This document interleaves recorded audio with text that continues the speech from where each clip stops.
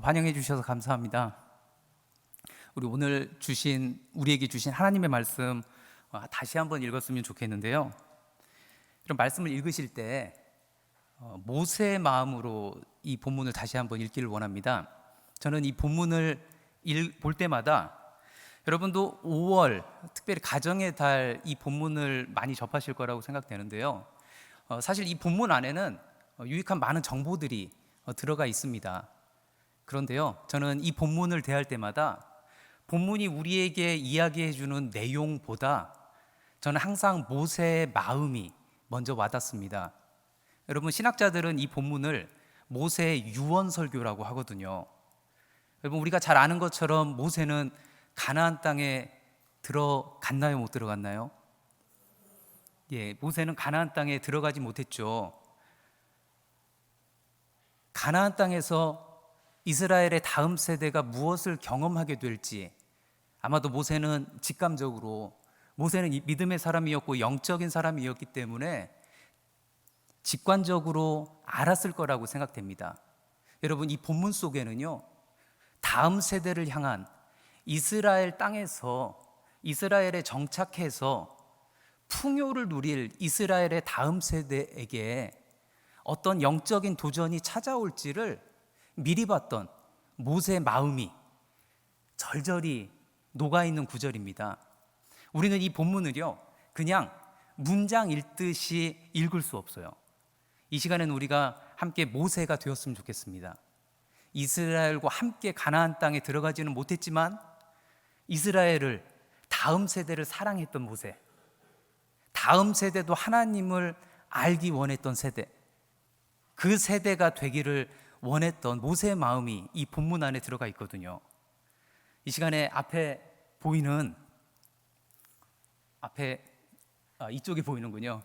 앞에 보이는 우리 본문으로 저와 함께 읽어보도록 하겠습니다. 함께 읽겠습니다. 시작. 이스라엘아 들으라. 주는 우리의 하나님이시요 주는 오직 한 분뿐이시다. 너희는 마음을 다하고 뜻을 다하고 힘을 다하여 주 너희의 하나님을 사랑하라. 내가 오늘 너희에게 명하는 이 말씀을 마음에 새기고 자녀에게 부지런히 가르치며 집에 앉아 있을 때나 길을 갈 때나 누워 있을 때나 일어나 있을 때나 언제든지 가르쳐라. 또 너희는 그것을 손에 메어 표로 삼고 이마에 붙여 기호로 삼아라. 집 문설주와 대문에도 써서 붙여라. 아멘. 제가 오늘 오늘 강의의 제목을 뉴 노멀 시대의 가정신앙 교육이라고 이렇게 붙여놓고 저 스스로에게 질문을 했습니다. 코로나 이후의 신앙교육은, 코로나 이후의 가정신앙교육은 코로나 이전과 어떻게 달라져야 할까? 저 스스로에게 질문을 던져봤거든요. 그런데요, 오늘 찬양을 함께 부르면서 저한테 하나 인사이트가 이렇게 생겼어요. 하나님은 코로나 이전과 코로나 이후에 달라지는 분이 아니시죠. 코로나 이전에도 하나님의 사랑이 있었고 코로나 이후에도 하나님이 우리에게 은혜를 주셨죠. 우리는 하나님의 사랑과 하나님의 은혜에 목말라 하는 사람들이죠.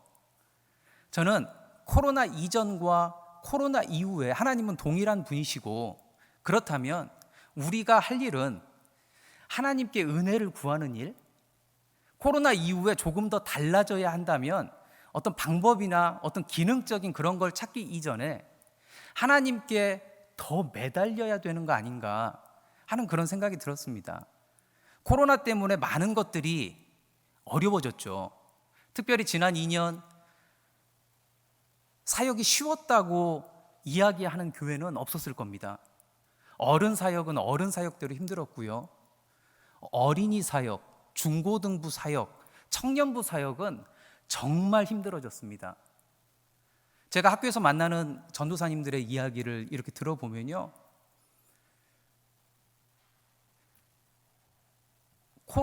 코로나가 생기고 나서 끊어진 관계들, 이제 그 관계들을 다시 연결시켜야 되는데 어디서부터 어떻게 시작해야 될지 모르겠다고 고백하는 사역자들의 이야기를 듣습니다. 그래도 어른들은 돌아오시는 것 같아요. 의지적으로 신앙생활을 하시는 분들이 많기 때문에 그동안은 좀 어려웠지만 그래도 스스로 자의적으로 돌아오시는 경향이 있는 것 같아요. 그런데 부모와 상관없이 특별히 신앙생활 하던 아이들, 부모님이 함께 교회에 오는 아이들은 그나마 괜찮습니다. 그런데 혼자 신앙생활 하던 아이들, 이 아이들은요, 많은 경우 교회하고 멀어졌죠. 아마 쉽지 않은 시간들을 보내셨을 거라고 생각됩니다. 이제는 우리가 또 고민하죠. 어떻게 회복시켜야 할까? 우리 정 목사님도 저에게 저 신학교에서 기독교 교육을 가르치니까 지혜를 좀 나눠달라고 이렇게 이야기하는데요. 무언가 우리가 다시 일어설 수 있는, 정말 다시 부흥을 기대할 수 있는 그런 마음이 우리에게 필요하고 힘을 모아서 무언가 해야 될 때라고 생각됩니다. 여러분, 코로나 이전에도 어려웠습니다. 코로나 이후에는 더 어려워진 것 같습니다. 그렇다면 더 무릎 꿇어야 하지 않을까요? 더 하나님의 은혜에 우리가 매달려야 하지 않을까 생각합니다. 코로나가 발생하고요, 한 여성단체에서 코로나 기간 코로나19가 가정에 어떤 영향을 미쳤을지를 이렇게 4가지로 조사를 했는데요. 4가지를 찾아서 발표를 했습니다. 첫 번째가 사회적 변화. 여러분, 결혼과 혼인에 대한 부정적 인식이 증가했다고 합니다. 고용 불안정성, 그리고 원하지 않았지만 함께 모이지 못하게 국가가 정책적으로 그렇게 그런 시행들을 했기 때문에 결혼을 늦췄죠. 그리고 결혼 정년기에 있는 청년들이 어떻게 결혼을 할 수 있을까? 결혼과 혼인에 대한 부정적 인식이 증가했다고 합니다. 여러분, 비대면이 편해졌죠. 음식을 주문해도 밖에 나가지 않고 쉽게 주문해서 먹는 경향이 커지지 않았습니까? 아이들 학업도 저도 2년 동안 줌으로 수업을 했는데요. 다시 교실로 돌아가려니까 또 보이지 않는 저항들이 있습니다. 익숙해졌거든요. 굳이 학교에 오지 않아도 되고 내가 어딘가 가지 않아도 되고 자기가 있는 곳에서 접속만 하면 되니까 이런 거에 우리가 익숙해졌잖아요. 그래서 이런 비대면이 우리에게 더 익숙해졌다는 거고요. 돌봄 요구에 대한 강조도 많아졌다고 합니다. 맞벌이 부부, 특별히 한부모, 그리고 재택근무를 많이 했잖아요. 이 가사와 일의 경계가 모호해지면서 일하는 시간에 누군가 아이를 좀 돌봐줬으면 좋겠다라는 그런 요구가 늘었다고 합니다. 제가 주목해서 봤던 건 4번째입니다. 4번째, 가정에 끼친 영향이 가족 간 갈등이 증가했다는 겁니다. 가족 간 갈등으로 인해서요, 우울감, 스트레스도 더 증가했다고 하고요. 실제로 한 사회복지단체에서 발표한 조사에 따르면 가정폭력도 이 기간 동안 함께 증가했다고 합니다. 여러분, 코로나가요, 우리를 가족에 머물게 하는 시간을 더 많이 줬죠. 실제로 통계를 이렇게 보면 함께 집에 있는 시간이 증가했다고 대답한 분이 굉장히 많습니다. 여러분, 함께 식사하는 횟수도 늘었을 겁니다. 밖에 나가지 못하게 하니까 집에 머무는 시간이 많아졌고 또 함께 밥 먹는 시간이 많아진 거죠. 여러분, 우리가 원하던 거 아니었습니까? 저녁 있는 삶, 가족이 함께 모여서 무언가 같이 하는, 저희가 그려왔던 그림이거든요. 그런데요, 시간의 양이 가정의 행복까지 담보해 주는 건 아닌 것 같습니다. 오히려 이 기간 동안 가족 구성원 간 갈등이 늘었다고 대답한 분이 과반수까지는 안 되지만 그래도 40% 정도가 가족 구성원 간 갈등이 늘었다고 대답했습니다. 여러분, 함께 있는 시간의 양이 가족의 건강성과 가족 구성원 사이의 행복을 담보해 주지는 않는 것 같습니다. 그렇다면 뭐가 중요한 걸까요? 관계죠. 함께 있는 시간의 질입니다. 여러분, 제가 이 통계를 보면서 재밌었던 거는요, 함께 있는 시간과 함께 식사하는 횟수는 늘었는데 함께 가족 구성원들끼리 무언가 했다는 대답은 75%, 67%에 훨씬 못 미치는 31.5%입니다. 그러니까 가족이 집에 함께 머물러 있었던 거죠. 여러분, 가족이 행복해지려면, 가족이 건강해지려면 대화도 많아져야 되죠. 그리고 가족을 행복하게 만드는 의미 있는 활동을 함께 해야 합니다. 그게 가족의 관계의 질을 끌어올려주는 거죠. 여러분, 새들백 교회에서요, 저는 이 수치가 한국 교회의 미래가 아니기를 바라는데요. 어찌됐든 새들백 교회에서 이런 통계를 발표했습니다. 75%의 자녀들이요, 18세에서 29세 사이에 교회를 떠난답니다. 여러분, 충격적이죠. 25%의 자녀들만이 교회에 남는다는 겁니다. 여러분, 75%의 청년들이 왜 교회를 떠날까에 대한 이유도 궁금하지만 이 새들백 교회에서 발표한 이 조사에서는 25%의 청년을 교회에 남게 하는 이유가 뭘까에 주목했습니다. 5가지 이유를 제시했는데요. 첫 번째가 일주일에 5번에서 7번 정도 가족이 함께 식사한 경험이 있다는 겁니다. 여러분, 미국의 상황과 한국의 상황은 다르기 때문에 저도 이 5번에서 7번이 크게 마음에 와닿지는 않는데요. 그래도 한번 생각해 봤어요. 우리 가정은 일주일에 몇 번, 저희 집엔 5명의 가족 구성원, 5명 식구거든요. 5명이 다 함께 모여서 일주일에 몇 번 밥 먹을까? 한번 세봤습니다. 두 번째 이유는요, 가족이 함께 사역 현장을 섬긴 경험이 있다. 같은 교회에 다니는 가정이겠죠. 교회에서 같이, 교회를 같이 오든 교회 안에서 어떤 사역을 함께한 경험이 있는 가족, 그 가족 안에 있는 청년들이 교회에 남았다고 합니다. 세 번째는요, 주중 가정에서 한 번 이상 가정 예배, 성경 묵상, 기도 등과 같은 신앙 관련 활동을 한 경험이 있다. 여러분, 신앙 생활은 교회에서만 하는 게 아니죠. 교회도 중요한 역할을 하지만 신앙 생활은 교회 밖에서도 할 수 있는 거죠. 특별히 직장에서, 그리고 가정 안에서 그런 신앙적 경험을 가지고 있는 청년들이 교회에 남았다고 합니다. 4번째, 5번째 이유도 있는데요. 이 5가지 이유 중에 3가지는 다 가정과 관련이 있습니다. 부모님과 함께 식사를 자주 한 경험, 부모님과 함께 교회를 섬겼던 경험, 그리고 가정에서 부모님과 함께 신앙적 대화, 신앙적 행위를 함께 했던 청년들이 이 25% 안에 들어간다는 겁니다. 여러분, 코로나가 발생하고요, 코로나가 우리를 다 힘들게 만들었지만 우리에게 긍정적 기여를 한 것도 있습니다. 특별히 교회 교육과 관련해서 부모님들이요, 대부분의 한국교회 성도님들은 신앙교육을 교회가 책임져야 한다고 생각하는 경향이 있습니다. 교회가 중요한 역할을 해야 되는 건 맞습니다. 잘못됐다는 게 아니고요. 그러니까 그렇게 우리가 생각을 하게 되면 부모님의 역할은 주일날 아침에 자녀를 깨워서 부서에 데려다 놓는 것, 이게 부모님의 역할이자 책임이고, 그 이후에 자녀의 신앙이 성장하는 데에는 부서 사역자, 선생님들의 몫이라고 생각하는 경향이 있었다는 거죠.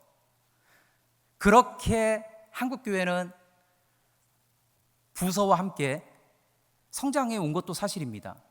그런데 코로나가 터지고 나서 우리가 익숙하게 생각했던, 그동안 자연스럽게 해왔던 신앙 교육이 이루어질 수 없게 됐죠. 여러분, 많은 시간 어른들과 마찬가지로 아이들도 교회에 올 수 없었습니다. 여러분, 신앙 교육이 교회가 책임져야 한다면 신앙 교육은 도대체 언제 진행이 되는 거죠. 주일날 11시 대부분의 교회가 이 시간에 신앙 교육을 집중하죠. 그런데 아이들이 교회에 올 수도 없었고 또 선생님들의 지도도 받게 될 수 없었다는 거죠. 여러분, 그러면서 가정에서 또 부모의 역할, 이 코로나 기간 중요해진 게 사실입니다. 여러분, 어떤 부모님께서요 저에게 이런 이야기를 하시더라고요. 나는 우리 아이를 교회 학교에 보냈지만 교회 학교가 우리 아이를 어떻게 신앙 지도하는지 이번에 처음 알았다는 거예요. 교회에 아이가 못 오니까 교회에서 영상을 만들어서 가정으로 보내줬잖아요. 학습 자료를 보내줬잖아요. 그때 처음 알았답니다. 영상을 보고 전도사님이 저렇게 아이들에게 설교를 하시는구나, 이거를 처음 알았다는 거예요. 여러분, 가정 신앙 교육에 대해서 우리가 주목하게 되었다는 사실은 저는 긍정적이라고 생각해요. 성경을 들여다보면요, 기독교 역사를 살펴보면요, 가정은 언제나 신앙 교육의 1차적인 기관이었다는 겁니다. 그런데 우리가 좀 소홀히 여겨왔죠. 이것도 우리 기독교 역사하고 좀 연관이 있는데요, 산업사회가 일어나고 사회가 분업화되면서 교육도 전문 기관에 의해서, 전문가 집단에 의해서 이루어져야 한다고 생각한 거죠. 교회도 그 어떤 시대적 조류에, 시대적 변화에 함께 했던 겁니다. 그러니까 우리 머릿속에 신앙교육은 교회가, 전문가 집단인 사역자와 교사들에 의해서 이루어져야 한다고 생각해 왔던 거죠. 그러면서 자연스럽게 가정의 영향력, 신앙교사로서 부모의 영향력을 소홀히 여기게 된 거죠. 감사하게도 이번 코로나 기간 동안에 우리는 다시 가정에 주목하게 됐고, 가정에서 부모의 역할에 대해서 주목하게 됐다는 겁니다. 여러분, 코로나가 끝나면 어떻게 되어야 할까요? 저는 우리가 다시금 새롭게 주목한 가정의 영향력, 신앙교사로서 부모의 역할, 이걸 다시 내려놓지 않았으면 좋겠어요. 여러분, 한국교회가 많이 어렵다고 이야기하잖아요. 저는 그래서 오늘 이 본문이 우리에게 더 큰 의미가 있다고 생각합니다. 여러분, 한 사람 한 사람이 다 모세가 되셨으면 좋겠어요. 비록 우리가 다른 시대를 살지만 다음 세대들을 바라보면서, 특별히 여기 청년들 함께 예배드리는데 청년들 바라보면서, 다음 세대 바라보면서, 여러분 자녀들, 손자 손녀들 바라보시면서 이 모세의 마음을 가지고 그들을 바라봐 주셨으면 좋겠어요. 여러분, 우리가 다음 세대를 그리스도의 제자로 만들어야 되잖아요. 그게 주님이 우리에게 주신 명령이죠. 정말 우리만 하나님의 말씀을 알고 우리만 하나님의 말씀을 따라 산 게 아니라 우리의 다음 세대도 하나님의 말씀을 배워서 하나님의 말씀을 쫓아 사는 사람들이 되어야 되잖아요. 나만 제자가 되고 우리의 다음 세대는 제자가 되지 못하면 어떻게 합니까? 마태복음 28장 19절 20절이 말씀하고 있는 것처럼 우리는 누군가에 의해서 제자가 됐어요. 참 감사한 일이죠. 여러분의 부모님에 의해서, 아니면 누군가의 전도에 의해서 내가 제자가 된 거죠. 그리스도를 따르는 사람이 된 거죠. 그렇다면 이제 우리의 가장 가까운 이웃인 우리의 자녀들, 우리 한우리교회 다음 세대들, 그들을 우리가 제자로 만들어야죠. 여러분, 우리가 가르쳐야 할 사명이 우리에게 있습니다. 여러분, 우리가 제대로 가르치지 못하면요, 어떤 일이 일어날 수 있냐면요, 사사기 2장 10절 말씀처럼, 이거는 가나안 입성 이후에 일어난 일이거든요. 모세가 그렇게 당부하고 염려했는데 모세의 바람대로 되지 않고 엉뚱한 일이 일어난 거예요. 그 결과가 뭐냐면 여호수아의 다음 세대거든요. 모세라는 걸출한 신앙 1세대가 있고 2세대 여호수아라는 걸출한 지도자가 있었음에도 불구하고 모세 세대와 여호수아의 세대가 다 하나님께로 돌아가자 그 다음 세대는 어떤 영적인 상태를 직면하게 되냐면 하나님도 알지 못하고 그리고 하나님이 하신 일도 알지 못하는 세대로 전락해 버렸대요. 여러분, 광야라는 그 땅에서 40년 동안 여러분, 그들은 하나님을 직접 대면했던 사람들이잖아요. 하나님을 직접 경험했던 사람들이라고요. 만나와 메추라기로 살려주셨죠. 불기둥과 구름기둥으로 인도하셨죠. 생생한 경험을 가지고 있었음에도 불구하고 두 세대 이후에 두 세대가 지나가니까 이런 일이 일어났다는 겁니다. 정말 우리가 잘 가르쳐야 하는 이유는 분명합니다. 신명기 31장 13절도 이 모세가 마지막 때에 했던 말씀인데요. 13절 이 후반부에 보면 당신의 자녀도 듣고 배워서 주 당신의 하나님을 경외하게 하십시오. 하나님을 알 수 있도록, 그래야 하나님이 누구신지 알아야 하나님을 경외할 수 있는 거잖아요.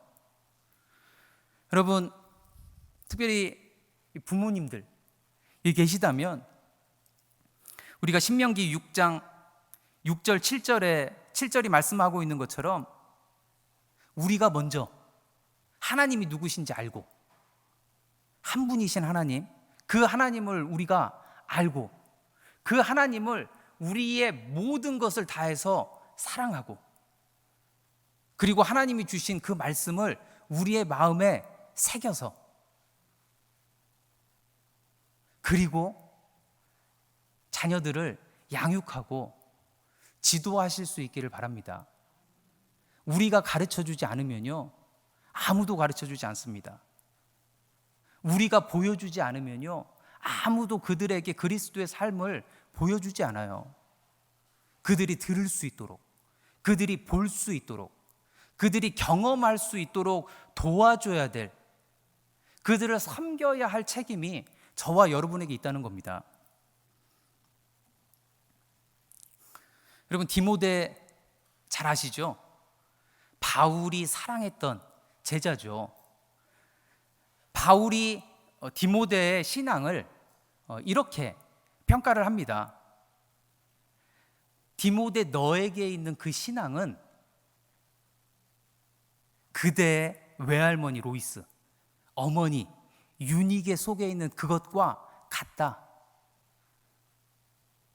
여러분, 자녀의 신앙을, 디모데라는 자녀의 신앙을 봤더니 할머니와 엄마의 신앙이 떠오르는 거예요. 바꾸어 이야기하면요 흘러온 거죠. 엄마 아빠의 신앙이, 할아버지 할머니의 신앙이 다음 세대에게 흘러간 겁니다. 여러분, 어떻게 흘러갔는지 디모데후서 3장 14절 15절에 보면요 중간에 보면 그대는 그것을 누구에게서 배웠는지 알고 있습니다. 누구에게서 배웠겠어요? 외할머니 로이스와 어머니 유니게에게 배운 거죠. 이 두 분이 어렸을 때부터 디모데에게 성경을, 하나님의 말씀을, 그리스도의 삶을 보여주고 가르쳤다는 겁니다. 신앙의 단절이 일어나지 않은 거죠.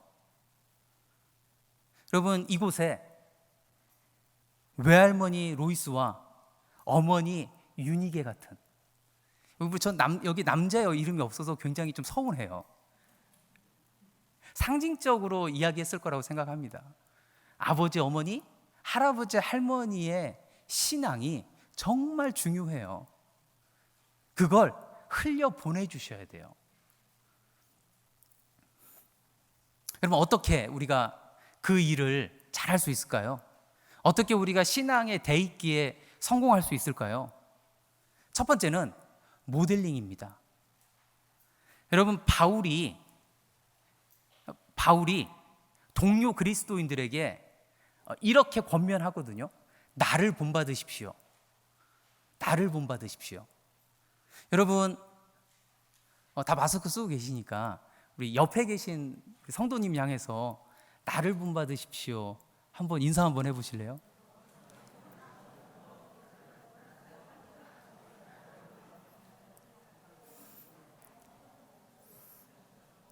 여러분 잘하시네요. 제가 어느 교회 가서 인사하라 그랬더니 굉장히 쑥스러워 하시더라고요. 제가 예전에 사역했던 교회에 맨 앞자리에 항상 그 장로님, 권사님 부부가 앉으셨었는데 제가 이 인사를 나누라고 했더니 못하겠다고 그러시더라고요.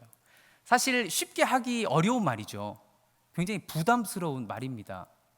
그런데 바울은 이 모델링, 본이 되는 삶의 중요성에 대해서 정말 잘 알고 있었어요. 이게 얼마나 큰 영향력을 발휘할 수 있는 건지. 여러분, 바울이 완벽한 사람이어서 사람들에게 이런 말을 할 수 있었을까요? 저는 그렇게 생각하지 않습니다. 바울도 사람이었고요. 흠이 있었던, 우리만큼 흠이 있었던 사람이었을 겁니다. 그럼에도 불구하고 바울이 본이 되려고 했던 건 뭘까요? 그게 중요한 거예요. 바울은 사람들에게 뭘 보여주고 싶었을까요? 이거 아닐까요? 예수님을 쫓는 삶. 예수님의 가르침과 예수님의 정신을 살아내려고 했던 자세. 내가 예수님을 닮으려고 하는 것처럼 여러분도 내가 그렇게 사는 걸 보고 예수님을 쫓아가십시오. 이거였던 거죠. 그러니까 궁극적인 지향점, 궁극적인 목적은 같은 거죠. 바울은 단지 디딤돌 역할을 하고 싶었던 거예요. 방향 제시자의 역할을 하고 싶었던 거죠. 궁극적으로는 예수님이죠, 예수님. 내가 예수님을 따라 사는 것처럼, 그렇게 애쓰는 것처럼 여러분도 나의 모습을 보고 예수님을 쫓아가십시오. 이게 모세의 마음이었던 거죠. 우리 부모님에게도 이게 필요하지 않습니까? 내가 예수님을 내 삶의 목적으로 두고 사는 것처럼 여러분도, 자녀들도, 너희들도 이 아빠 엄마를 보고, 할아버지 할머니를 보고 너희들도 그렇게 예수님을 사랑하는 삶을 살았으면 좋겠다는 거죠. 여러분, 우리 모두는 본보기가 되어야 합니다. 그들에게 거울이 되어주어야 하고요. 그들의 나침판이 되어주어야 할 필요가, 책임이 저희에게 있습니다. 여러분, 예수님의 삶을 우리가 이렇게 살펴봐도요, 예수님은 모델의 삶을 사셨어요. 우리에게 많은 것을 가르쳐 주셨죠. 사랑이 뭔지도 알려주셨어요.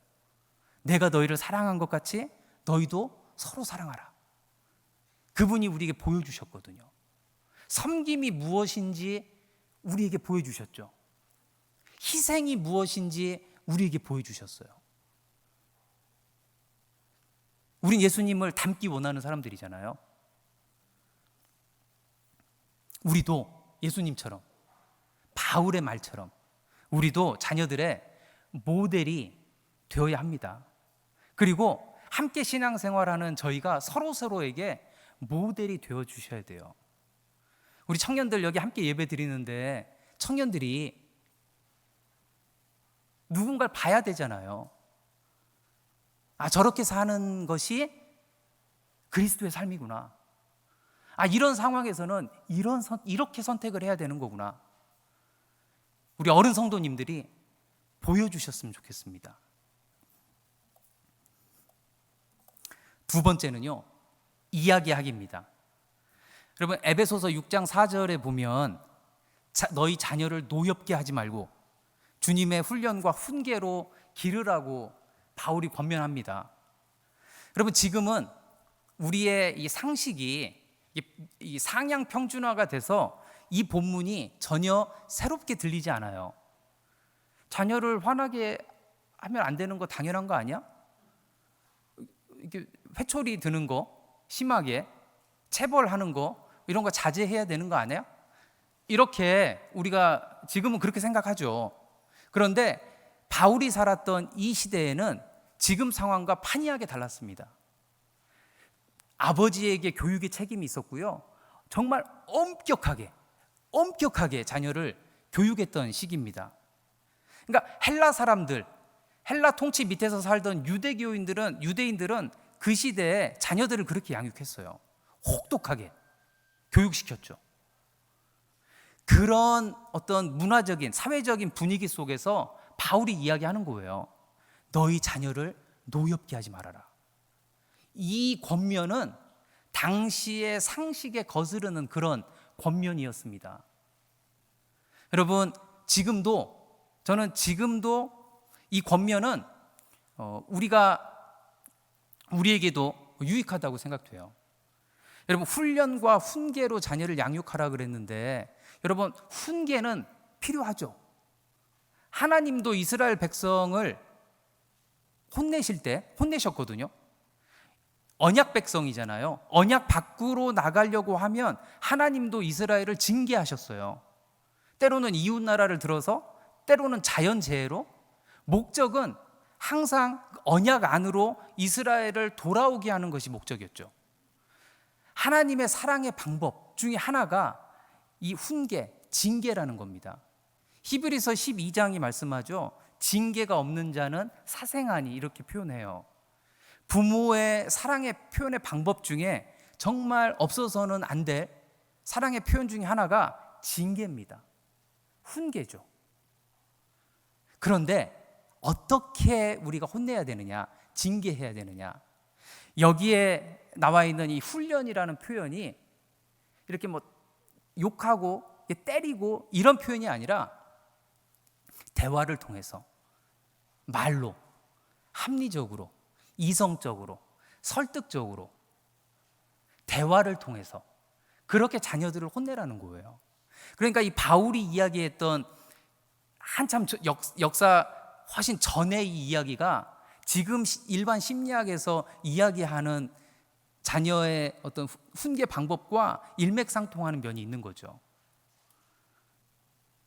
여러분, 지금 저희가 5월을 살아가고 있는데 5월에는 가족과 관련된 날들이 굉장히 많죠. 지난 토요일이 부부의 날이었다고 하죠. 이제 성년의 날이 다가오고요. 그 앞전에는 어린이날도 있었고 어버이날도 있었죠.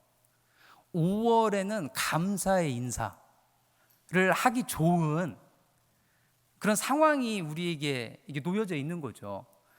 5월 8일 날 부모님들에게 다 감사 인사를 하시던지 자녀들에게 받으셨을 거라고 생각합니다.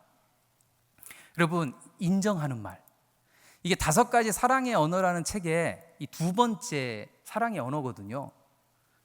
그걸 인정하는 말이 뭐냐라고 의미를 이게 풀면 상대의 인격과 능력을 믿고 진심으로 칭찬하고 격려해 주는 것, 부드럽고 친절하고 겸손한 말투, 이게 그 인정하는 말의 의미거든요. 그럼 한번 생각해 보세요. 사랑하는 사람이 가장 듣고 싶어하는 말. 여러분이 사랑하는 분, 자녀일 수도 있고요, 연인일 수도 있고요, 배우자일 수도 있고 자녀일 수도 있는데, 여러분이 사랑하는 사람이 가장 듣고 싶어하는 말이 뭘까? 아시나요? 여러분, 혹시 모르신다면 오늘이 가기 전에 한번 물어보세요. 그리고 기억해 두셨다가 나중에 꼭 한번 해주세요. 여러분이 듣고 싶은 말도 있죠.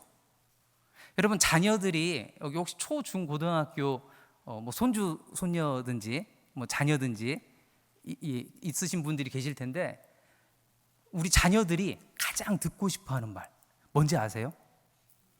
예? 칭찬. 구체적으로 뭘까요? 고생 많다. 예, 고생 많다. 예. 얼마나 고생을 많이 하면, 예, 고생 많아요. 그 교육부에서 학생들이 선생님에게 가장 듣고 싶은 말, 부모님에게 가장 듣고 싶은 말, 이걸 조사해서 신문에 발표한 적이 있더라고요. 그 신문 기사에 보니까 우리나라 청소년들은 부모님과 선생님들에게 가장 듣고 싶은 말은 잘했어랍니다. 잘했어. 여러분 기억해 두셨다가요. 직접 표현해 주시는 것도 좋지만 뭐 SNS나 뭐 편지 이런 거 있잖아요.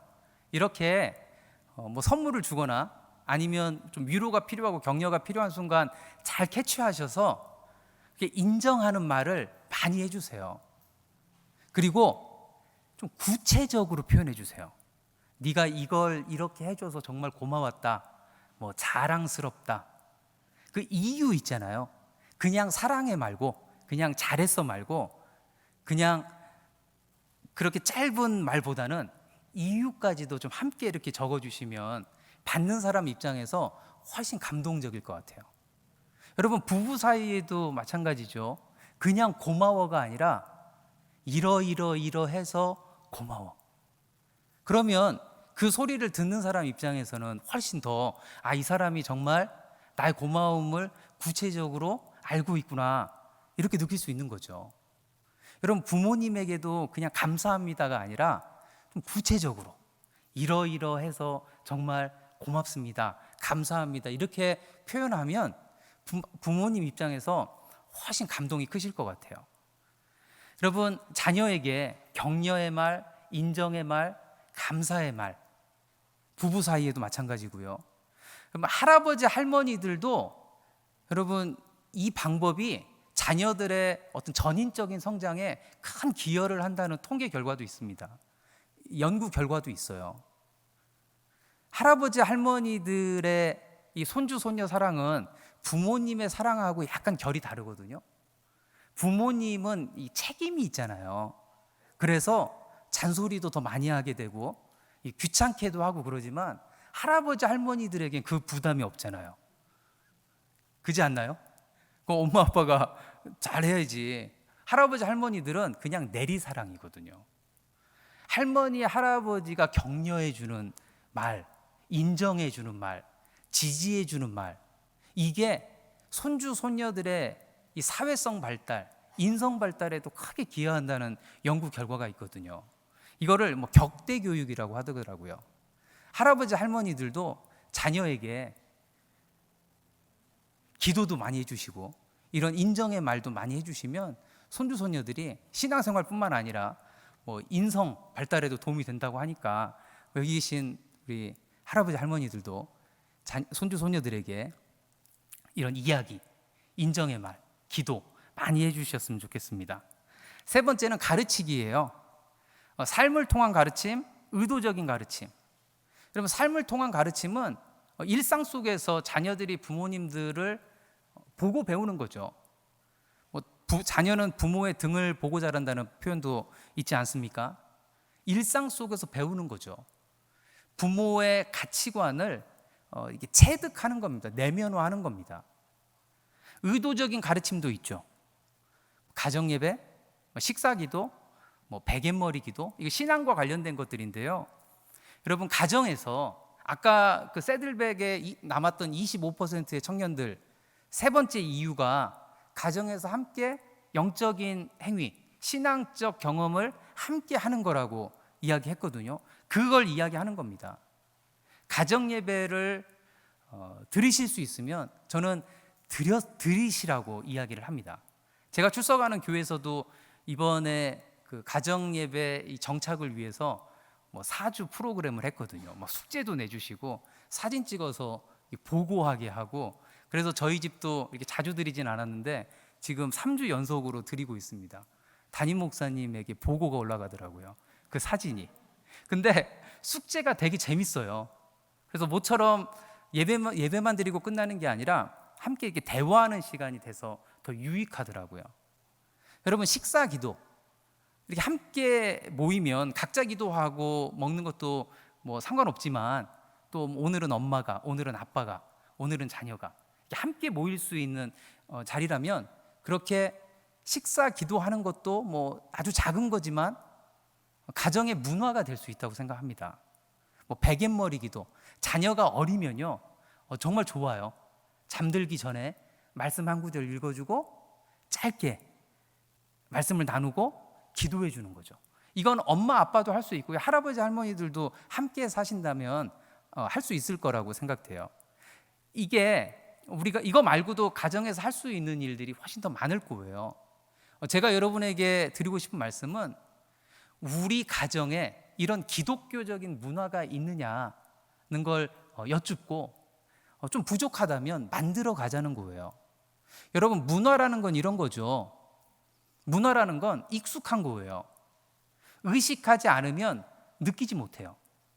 저희 다 한국 사람들이죠. 다른 국적 가지고 계신 분 계신가요? 우리 다 한국 사람들이죠. 그러니까 한국 사람처럼 생각하고 한국 사람처럼 표현하고 그게 서로에게 불편하지 않아요. 왜? 우리가 한국 문화를 공유하고 있기 때문에. 여러분, 외국에 나가시면 이질적인 게 느껴지잖아요. 왜? 문화가 다르니까. 문화는 그런 거거든요. 우리 안에 기독교적인 문화를 여러분들이 만들어 가셨으면 좋겠어요. 저희 집에 문화가 하나 있거든요. 저희는 그 주일날 교회 갔다 올 때 항상 맥도날드 드라이브 스루를 거쳐서 집에 갑니다. 그 비싼 거 먹지는 않고요. 그 소프트콘 아이스크림 5개, 5식구니까 5개를 먹고 집에 가거든요. 근데 처음에는 별 생각 없이 아이들이 먹고 싶어 하니까 먹기 시작했어요. 그런데 이게 매주 먹다 보니까 그러니까 저한테 아이디어가 하나 생긴 건데, 아이들이 나중에 커서 주일날 교회 갔다 올 때 부모님과 항상 맥도날드를 들려서 온 기억, 이 추억이 아이들에게 있으면 좋겠다, 이 생각을 한 거예요. 그래서 어느 순간부터는 의도적으로 들렸다 옵니다. 여러분, 제가 하루는 딴 생각하다가 맥도날드 그냥 지나쳤어요. 그랬더니 저희 막내가 저에게 아빠 왜 오늘은 맥도날드 안 들리냐고 이야기하는 거예요. 이게 문화가 된 거예요. 문화가. 여러분, 가정 예배를 드리는 거 지속하다 보면요, 여러분이 바쁘시고 피곤하셔서 딱 오늘 하루 이렇게 지나가려고 하면 자녀 중에 누군가가 오늘 왜 가정 예배 안 드리냐고 이야기할 거예요. 여러분, 자녀들, 손주 손녀들 등교할 때 기도해 주시면요, 매일 기도해 주시면 하루 이렇게 빠뜨리면 자녀가 이야기할 거예요. 오늘은 왜 기도 안 해주냐고. 그럼 그게 그 가정의 문화가 된 거죠. 이런 문화가 우리 기독교 가정에 많이 있었으면 좋겠어요. 그 예배일 수도 있고요, 그냥 짧게 기도해 주는 순간일 수도 있고요, 또 절기 때는 우리가 잘 해요. 뭐 추석이나 설날 때 의리에 가족들이 함께 모여서 예배드리는, 이게 문화가 되어 있기 때문에 어색하지 않은 거죠. 또 넘어가면 누군가 오늘은 왜 예배 안 드리냐고 이야기할 거예요. 그게 그 가정의 문화가 되었기 때문에 그런 거거든요. 마지막으로 위임하기입니다. 예수님이 제자들에게 사역을 위임하셨죠. 우리도 자녀들을 언젠가는 떠나 보내야 하지 않습니까? 여러분, 신앙의 대입기의 완성은 자녀들이 신앙적으로 주체적인 신앙인으로 홀로 섰을 때 신앙의 대입기가 완수되는 거죠. 하나님 우리에게 신앙을 전수하라고, 우리에게 전도의 책임을 주신 것과 마찬가지로, 그건 수평적인 거라면 수직적으로 다음 세대에게 신앙을 전수하라는 책임을 우리에게 주셨죠. 이웃을 제자로 만드는 일뿐만 아니라 다음 세대를 제자로 만드는 일을 우리에게 하나님이 책임으로 주신 거예요. 여러분, 신명기 6장 4절에서 9절 말씀 시작이 어떻게 되죠? 이스라엘아 들으라죠. 여러분, 그런 생각 한번 안 해보셨나요? 이 본문은 부모님들을 위한 본문인 것 같은데 왜 이스라엘아 이렇게 불렀을까? 들으라 이스라엘아, 이스라엘아 들으라 이렇게 시작하잖아요. 모세 마음속에는요, 다음 세대를 향한 신앙 양육의 책임이 부모님에게만 있지 않다고 생각했던 것 같아요. 그러면 그 책임이 누구에게 있냐? 공동체, 이스라엘 전체. 이 책임은 이스라엘이 함께 져야 하는 책임인 거예요. 여러분, 그렇다면 그걸 우리가 살고 있는 이 시대에 적용해 본다면, 저는 다음 세대 신앙 양육의 책임이 부모님에게만 있는 것이 아니라 이 공동체, 한울이라고 하는 이 공동체 전체가 함께 져야 저는 책임이라고 생각합니다. 교회와 교회 학교와 가정이 어떻게 연계해서 우리의 다음 세대를 그리스도의 제자로 길러낼 수 있을까? 이런 고민을 함께 하셔야 된다는 거예요. 부서 사역자에게만, 담임 목사님에게만, 선생님들에게만 놓아야 될 문제가 아니라는 거죠. 모두가 다 함께 기도하고 함께 노력해야 되는 거라는 걸 모세가 이 본문을 통해서 우리에게 말해주고 있는 거예요.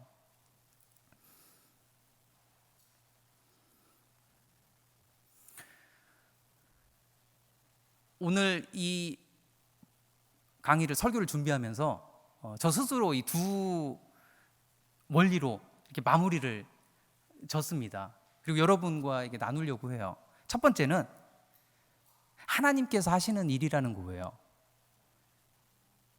나는 심고 물을 주었습니다. 그러나 하나님께서 자라게 하셨습니다. 바울의 고백이죠. 바울과 바나바가 열심히 안 한 게 아니잖아요.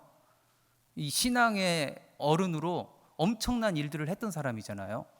그런데 이렇게 고백해요. 나는 그저 심고 물만 주었습니다. 이 일을 가능하게 하신 이는 하나님이십니다. 자녀를 양육하는 데에도 동일한 원리가 적용된다고 생각합니다. 결국은 하나님이 하셔야 되는 일인 거죠. 자녀를 우리에게 맡겨주셨으니까 청지기적인 자세로 최선을 다해서 자녀를 길러야죠. 그럼에도 불구하고 하나님이 일하시지 않으면, 하나님이 일하셔야만 자녀의 마음속에 신앙이 생길 수 있는 거잖아요. 두 번째 원리는 마땅히 걸어갈 길을 아이에게 가르쳐라. 그러면 늙어서도 그 일을 떠나지 아니하리라. 우린 가르쳐야 할 책임이 있습니다. 정말 자녀들도 우리처럼 그리스도인으로 살아갈 수 있도록, 하나님을 알고 하나님이 하신 일을 아는 세대로 살아갈 수 있도록 자녀의 앞선 세대인 우리가 가르쳐야 한다는 거죠. 잘 가르쳐야 합니다. 최선을 다해서 가르쳐야 돼요. 교회에서 가르쳐야 하고요, 또 가정에서도 가르쳐야 합니다. 그래서 자녀들이 좋은 신앙의 영향력을 교회를 통해서, 가정을 통해서, 또 부서를 통해서 받을 때 그들이 우리처럼 좋은 그리스도의 제자로, 신앙인으로 자라나고 그렇게 살 수 있게 될 겁니다. 정말 저와 여러분이 해야 할 일이 많습니다. 코로나 이후에 해야 할 일이 더 많아진 것 같아요. 정말 더 많이 우리 부모님들 또 선생님들 위해서 기도해 주시고요. 정말 다음 세대가 하나님의 사람으로 자라나는 그런 모습을 이 교회가 더 많이 지켜보고 또 감격할 수 있게 되기를 주님의 이름으로 축복합니다.